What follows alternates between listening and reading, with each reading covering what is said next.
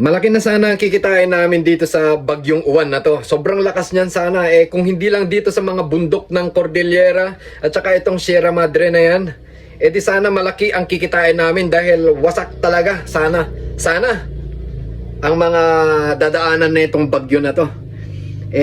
Wala panira tong diskarte ni yung diskarte sana namin na makakakurap ulit kami ng ng mga pondo, disaster fund. Sinira na itong mga kabundukan sa Cordillera tsaka yung mga lalaking bundok. So ngayon dahil ayun, buti na lang napansin namin yon. Kaya ngayon ang gagawin namin, miminahin namin yan, Sierra Madre. Papatagin namin yan. Pati yung mga bundok dito sa Cordillera, papatagin namin yan. Sa Bagyo wala na kayong makikitang bundok. Patag na natin lahat, minahan na yan, ha. Sige.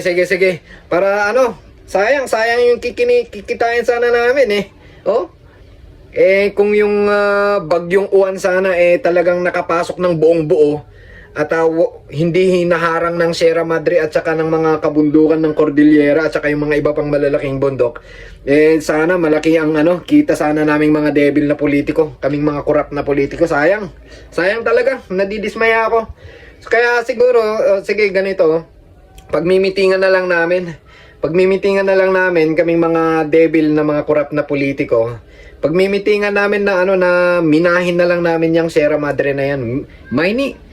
Patagin na lang yan. Yung wala namang kwenta yan yan, panira ng diskarte, no? Panira ng diskarte yung Sierra Madre na yan. Saka yung mga bundok dito sa Cordillera, minahin na lahat yan. Anyway, wala namang magagawa yung mga tao pag pinaalis namin. Alis na kayo. Miminahin namin ang lugar na to. Walang magagawa yung mga tao kasi sa amin ang batas. Kami ang susundin ng mga nagpapatupad ng batas. Okay. Sige. Maraming salamat sa Bagyong Uwan dahil na-discover namin ang isa pang another discarte opened. Okay, na-opened na-discover. Okay? Na-discover namin na ito palang Sierra Madre na bundok ay panira ng diskarte sa flood control. Kaya sige, miminahin namin na lang. Okay, papatagin namin pati yung mga diyan sa Cordillera. Sige. So, ayun. Next year, miminahin namin yan. Papatagin namin yan. Isang mabilisan para bago pumasok ang June next year, dire-diretso ang pasok ng kita ng mga kurap na politics katulad ko. Ha? Okay.